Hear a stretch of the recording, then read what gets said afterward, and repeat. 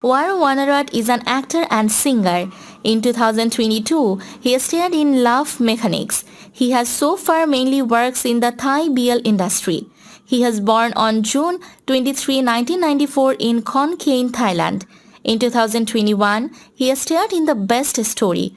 He released his first single WarWhere under Neon Music Thailand. He also duets with his colleague in Rookie Thailand, Nadol Lamprasert in Phoo Vee song. As a member of boy group projects called Boyfriends, he also has a collaboration song with Gulf Kanawut in Missing Baby. Since 2018, he joined an artist management Rookie Thailand, and in 2019, he selected as a cast of In of Love, Love Mechanics as the main role mark a fresh university student. War graduated from the Faculty of Architecture at Khon Kaen University with a degree in Industrial Design.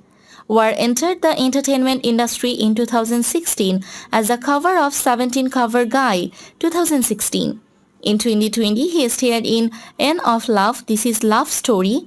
The same year, he also played End of Love Tosara. He worked hard to earn respectable fame and name.